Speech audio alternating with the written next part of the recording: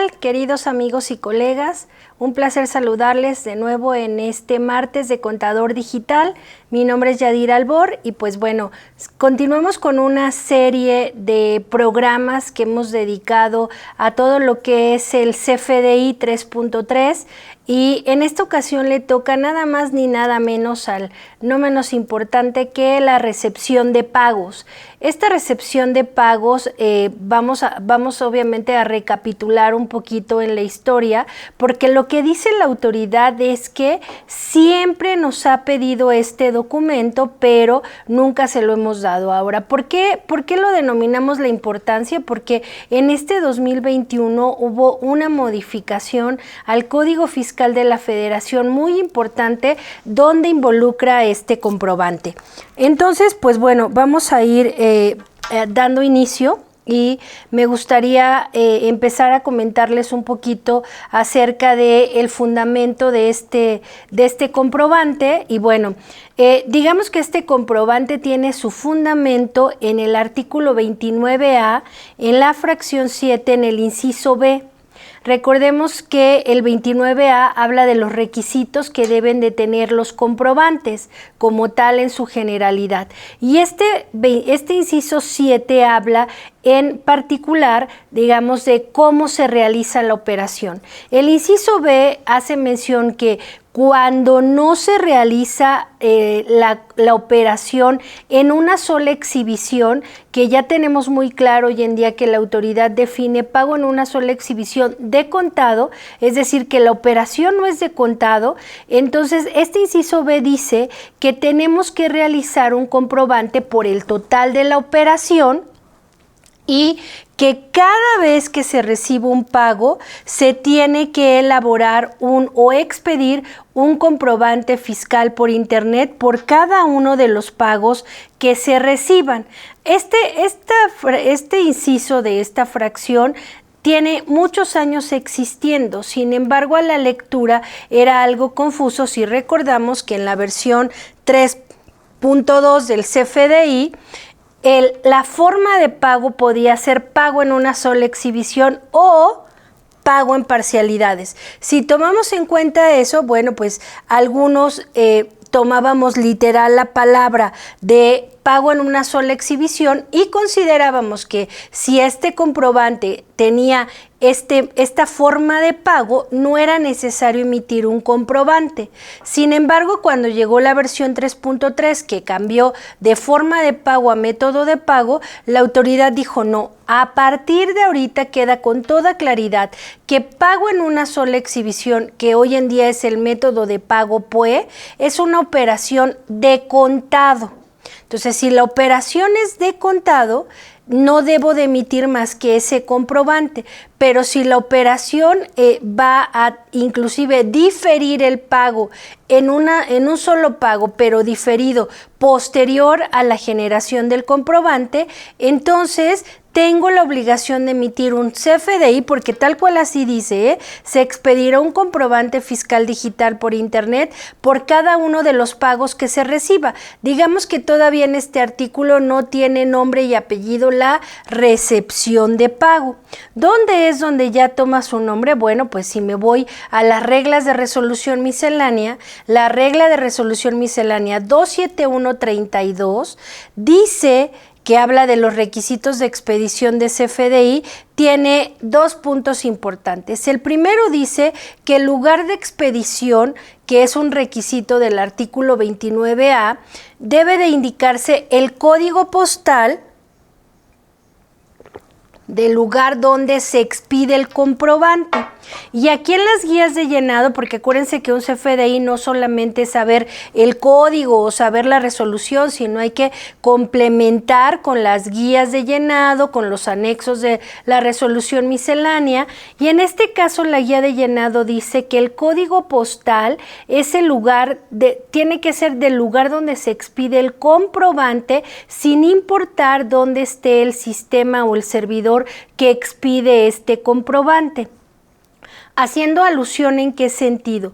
A que yo tengo que poner el código postal de donde se realiza la operación y tomando en cuenta mi dirección fiscal o en este caso el de mis sucursales. Si yo tengo sucursales aperturadas y en esas sucursales emito comprobantes, tendría que indicar el código postal de esas sucursales independientemente de que el servidor que utilice esté en otro lugar diferente a donde expido el comprobante. Ahora, esa está muy sencillita, pero la que me importa es el inciso, en este caso la segunda parte de esta regla de resolución miscelánea, donde dice que cuando la forma de pago sea por definir, fíjense aquí cómo cambia un poquito la lectura, pero dice, cuando la forma de pago sea 99, entonces tienes que emitir un CFDI por cada pago que recibas de acuerdo a la regla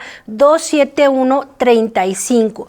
Pero aquí habla de la forma de pago 99. Fíjense nada más, ¿cuántos comprobantes ustedes no han visto que al momento de emitirlos le ponen método de pago PUE, forma de pago 99, porque ustedes concluyen que les pagaron con varias formas de pago, que ya vimos que no es lo correcto, pero ¿cuántos comprobantes han visto con PUE y 99? Si yo fuera literal a la lectura de esta regla de resolución miscelánea 27132, no solo llevarían recepción de pago las que fueran a crédito o diferidas, sino inclusive algunas PUE. ¿Dónde es donde toma otro sentido para que quede mucho más claro?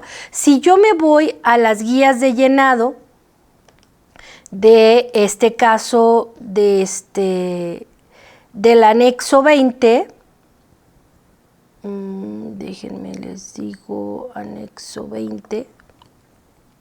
Recordemos que este anexo 20 tiene viene seccionado por cada nodo y hay un nodo que hace referencia tal cual al método de pago o a la forma de pago, más bien, aquí miren. Es la página 6 de la guía de llenado del anexo 20. Aquí dice que la forma de pago debe registrar la clave de la forma de pago con que se compró el bien o la contraprestación, pero vienen 3 puntos y el último punto dice, en el caso de que no se reciba el pago de la contraprestación al momento de la emisión del comprobante, es decir, que sea pago en parcialidades o diferidos, los contribuyentes deberán seleccionar la clave 99 por definir del catálogo de formas de pago. En este supuesto, la clave del método de pago será PPD y cuando reciba el pago total o parcial, se debe emitir un CFDI con el complemento de recepción de pagos. Si conjugo lo que dice el 29A, fracción 7, inciso B, con la lectura de la regla 27132 y esta parte de la guía de llenado, queda con toda claridad que yo tengo que emitir recepción de pagos cuando el método de pago de una factura sea PPD y en consecuencia la forma de pago sea 99.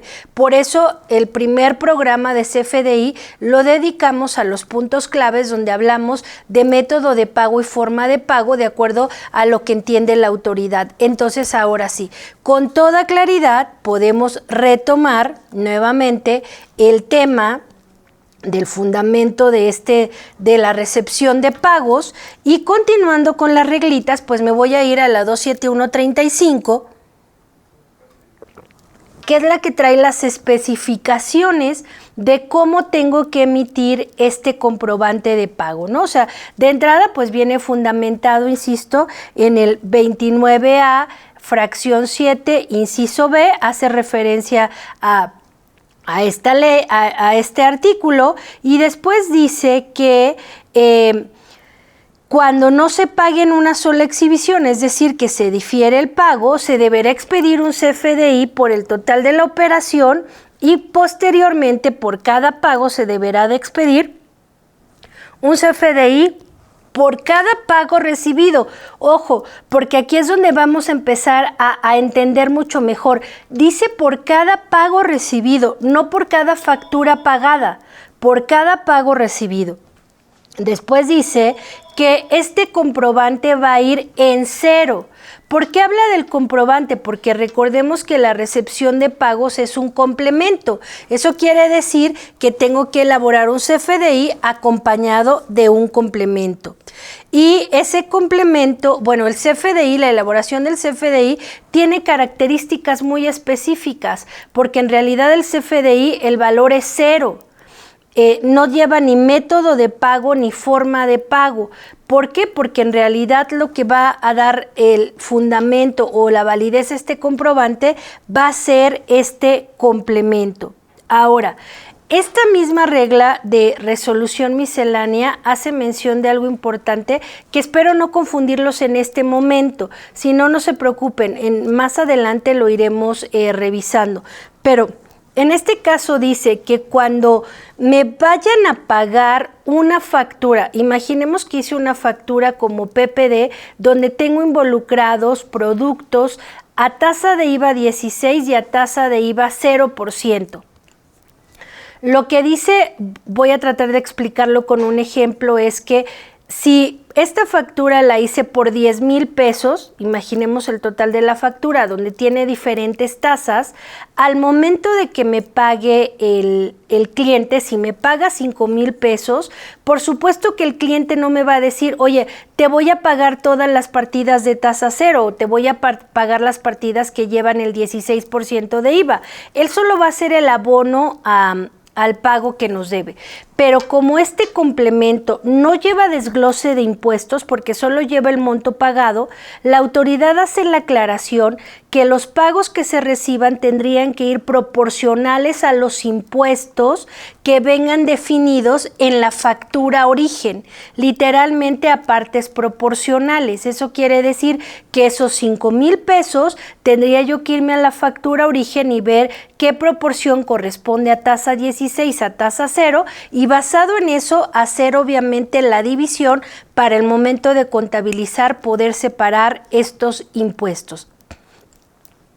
Digamos que la lectura suena algo confuso, sin embargo es algo que ya veníamos haciendo, inclusive sin tener la recepción de pagos, ¿están de acuerdo? O sea, hablemos de la versión 3.2 de CFDI, donde pasaba exactamente lo mismo, el cliente nos pagaba, pero no decía te pago las partidas a tasa 16 o a tasa 0, ¿no? Eso viene muy claro en la regla 27135 ahora especificado que yo tendría que sacar estas proporciones. Pero regresando a este CFDI de recepción de pagos, aquí es donde yo les decía que es un solo XML dividido en dos, en lo que sería el CFDI y lo que sería el complemento de recepción de pagos.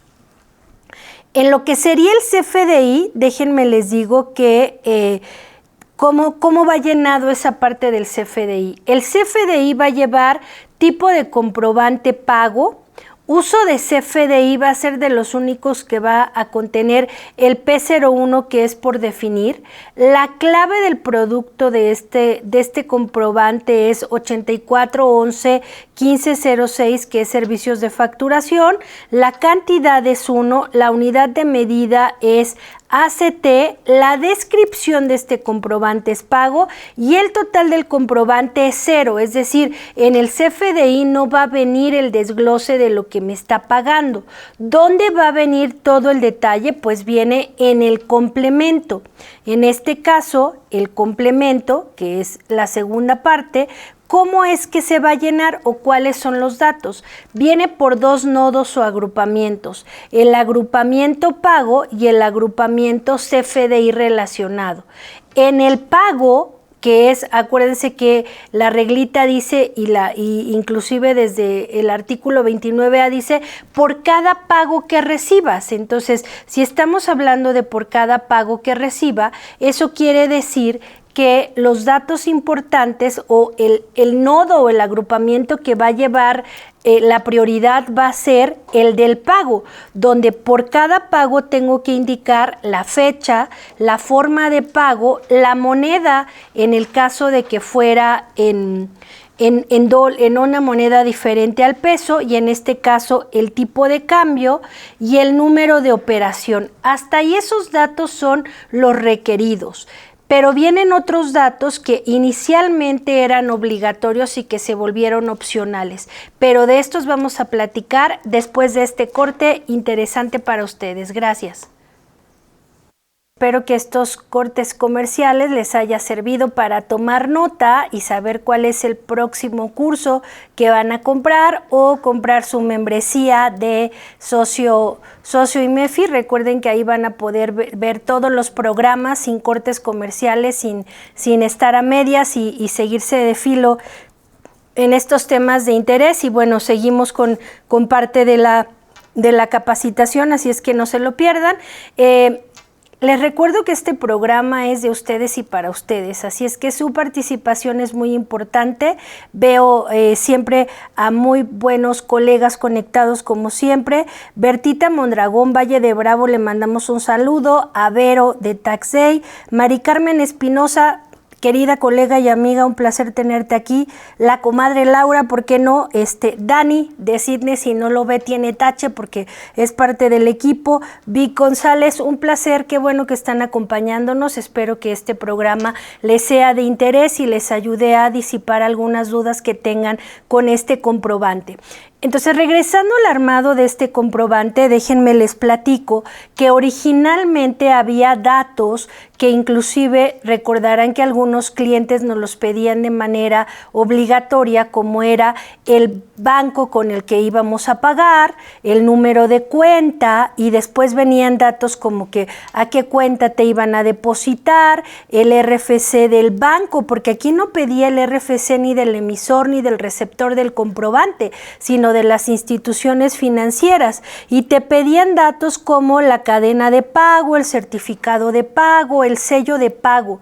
Estos datos que nos solicitaban, la verdad es que hacían muy complejo la emisión de este comprobante, porque decía que si tu pago era con SPEI, tenías que indicar el certificado, la cadena y el sello.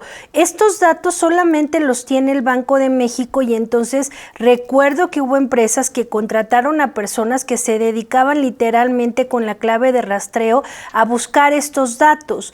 Estos datos, la autoridad decía que eran obligatorios cuando la forma con la que te pagaba el cliente era bancarizada. Recordemos que tenemos un catálogo de formas de pago donde dice cuáles formas son bancarizadas y cuáles no. A Dios gracias fue avanzando la emisión de este comprobante, y entonces lo que dijo la autoridad fue ya no son obligatorias, en realidad son opcionales. Y bueno, empezó a diluirse este tema de la obligación de este tipo de datos que desaparecieron, y entonces hoy en día digamos que obligatorio es la fecha en que te pagan, cómo te pagan, el monto que te pagan y el número de operación que es interno. Pero por cada pago tengo que indicar cuál es la factura que están pagando o relacionando. Entonces, bajo este contexto, lo que me van a pedir es el UID de la factura que me están pagando, la serie y el folio, que son administrativos y son opcionales, la moneda de la factura original, el tipo de cambio de la factura, que cuando son multimonedas tiene algo muy específico. Dedicaremos otro programa a los puntos finos de las recepciones de pago, porque aquí estamos hablando de la generalidad, y el método de pago de la factura, que siempre tendría que ser PPD, y en este caso el número de parcialidad que me está pagando, el saldo anterior de la factura, el monto pagado y el saldo insoluto. No lleva impuestos, no lleva nada. Entonces,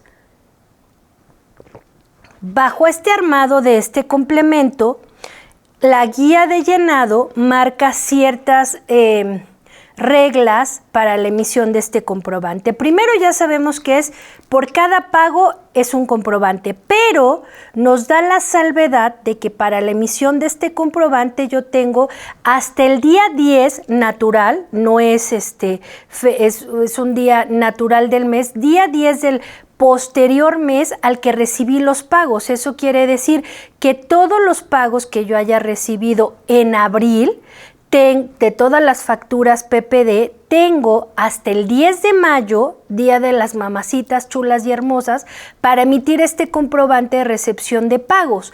Bajo este contexto, lo que dice la autoridad es que yo podría tener en un comprobante de recepción de pagos varios pagos que apuntaran a... Queridos amigos, ya estamos de vuelta, espero que en sus casas todo en orden. De este lado, tuvimos un problema técnico, nada grave, todo, ya saben que el único que no tiene palabra es la tecnología y pues bueno, la tecnología por ahí nos jugó una broma pesada, pero ya estamos de vuelta. Entonces, fíjense, recapitulemos. Estábamos en lo que nos dicen las reglas que dice la guía de llenado para emitir este comprobante. Entonces, ya teníamos muy claro que la autoridad dice que tengo que emitir un CFDI por cada pago recibido. Pero la segunda salvedad donde dice que tengo hasta el día 10 del siguiente mes para emitir las recepciones de pagos de los pagos que recibí el mes anterior, me da la posibilidad de que yo este comprobante pueda emitir un solo comprobante que tenga varios pagos direccionados a una misma factura o varias facturas que se paguen con un solo pago. ¿Con qué salvedad? Recuerden que el que va a mandar siempre va a ser la fecha de pago y la forma de pago. Eso quiere decir, poniendo algunos ejemplos, si un mismo cliente que me debe una factura el mismo día me paga una parte con transferencia y una con cheque, tendría que aparecer 2 veces el nodo pago con la misma fecha pero diferente forma de pago apuntando a la misma factura. Es decir, que el nodo factura pues, es un nodo hijo, por así decirlo, manda la fecha y la forma de pago y abajo de esto pueden ir varias facturas relacionadas. Ahora, ¿cuál es el punto delicado en este tema? Que es donde debemos de tener cuidado y es donde yo considero que los software tienen grandes áreas de oportunidad, es que cuando yo armo este comprobante, el SAT no me valida que el UID relacionado corresponda a la factura del cliente. Ojo, o sea, va de nuevo. Cuando yo armo este comprobante de recepción de pagos y me pide, dime el UID relacionado de la factura que te están pagando, el SAT no valida que ese UID corresponda primero al mismo RFC del que me está pagando y segundo, que este comprobante en realidad tenga su origen como PPD. Eso quiere decir que yo podría estar relacionando un UID de otro RFC, que por supuesto que lo permite porque en las particularidades vamos a ver cómo funciona esto en factoraje financiero, pero lo más interesante es que podría tener un UID de una factura que originalmente pudiera ser PUE. Y eso no está bien porque las PUE no llevan recepción de pagos. Esto ha generado inclusive problemas en las cancelaciones. Y entonces la misma guía de llenado en los supuestos dice que este complemento yo sí lo puedo cancelar y sustituir. Es decir, oye, es que fíjate que relacioné una factura que no era, no importa, la cancelas y la vuelves a emitir por sustitución. Y otro tema interesante que tiene esto es que dice que cuando una factura ya tenga relacionado un comprobante de recepción de pagos, ya no la vas a poder cancelar. En automático el funcionamiento, vamos a ver también, vamos a dedicar un poquito a la cancelación de CFDIs.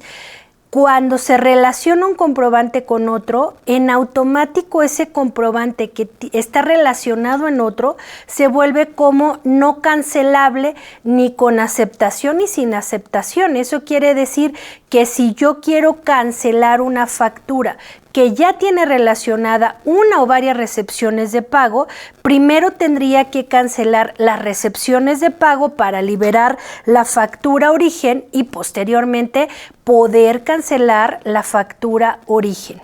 Entonces, aquí este es el tema interesante, digamos que para concluir este tema de recepción de pagos, la autoridad hace mención que cuando yo hago una recepción de pagos, la fecha, recordaremos que el formato de fecha es día, mes, año, hora, minuto, segundo. Imagínense que cuando yo recibo un cheque le diga al cliente, ay, me lo estás dando a las 9 de la mañana con 50 minutos y 68 y 50 segundos. Sería imposible poderlo indicar en el comprobante. Entonces la autoridad dice que en este supuesto la hora, los minutos y los segundos va a bastar con que sean 12:00:00.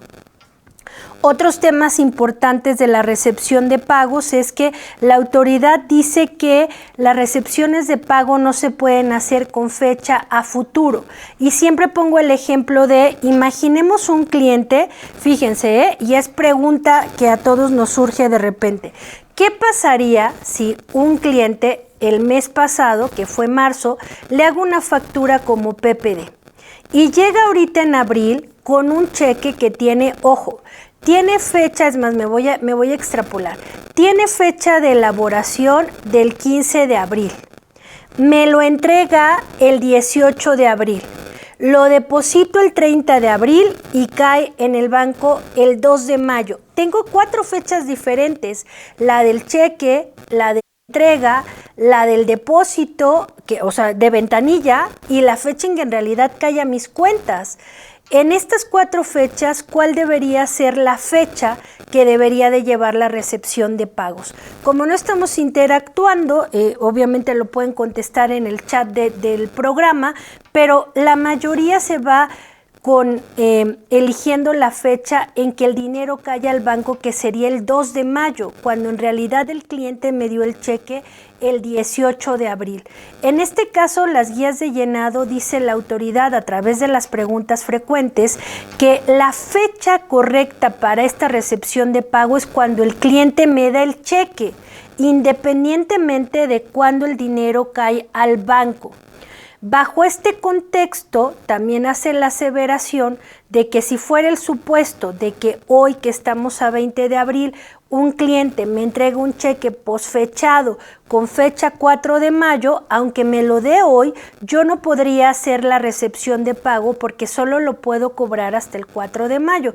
Y es donde dice, las recepciones de pago no se pueden hacer con fecha de pago a futuro. Entonces, ¿por qué decidí retomar todo este tema de recepciones de pago?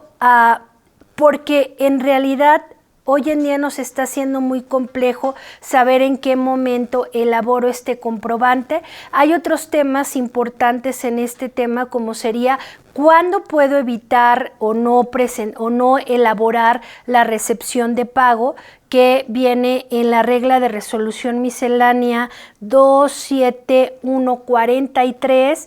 También en este caso, cómo la elaboro si son en diferentes monedas, cómo lo elaboro si es pago a tercero, cómo lo elaboro si es factoraje financiero y muchas cuestiones relativas a las recepciones de pago. Pero les propongo que hagamos otro programa de recepción de pagos donde hagamos todos los supuestos y planteamientos, porque otras dudas que surgen mucho es, oye, si el cliente le hago una nota de crédito que va a saldar parte de esa factura adicional a la recepción de pago, las tengo que mostrar en la recepción de pago estas notas de crédito, o cómo es que las elaboro. Pero la verdad es que recepción de pagos es muy amplio. Sí es muy importante, insisto, y con esto voy a cerrar, cambio en el Código Fiscal de la Federación, artículo 29 del Código Fiscal de la Federación para 2021, dice que es obligación del receptor del comprobante solicitar en este caso, la recepción de pago para que ese gasto sea deducible y el impuesto sea acreditable. En versión anterior de este artículo 29, lo único que decía era que quien tiene la obligación es el que emite el comprobante, es decir, yo hago la factura origen como PPD, me la paga el cliente y mi obligación era emitir la recepción de pago. A partir del 2021 dice, no solamente el que lo emite, sino también el que recibe el comprobante, el receptor del comprobante, tiene la obligación de solicitar la recepción de pagos para que tu gasto sea deducible y tu IVA sea acreditable. Pero insisto, es un tema muy amplio, recepción de pagos, así es que les propongo que hagamos un programa más para poder concluir con este tema de recepción de pagos. Estamos ya en la penúltima semana de abril. Creo que ahora sí ya podríamos hablar un poquito de nuestra experiencia en las declaraciones anuales de personas físicas, sobre todo de algunas recomendaciones. Entonces, estén muy atentos a la propaganda que subimos a través de redes sociales para confirmarles. Si la próxima semana vemos puntos finos de la declaración anual de personas físicas o concluimos con recepción de pagos. Yo les agradezco a todos que nos hayan acompañado. Ha sido un placer estar con ustedes en un martes más de Contador Digital. Así es que nos vemos el próximo martes. Gracias.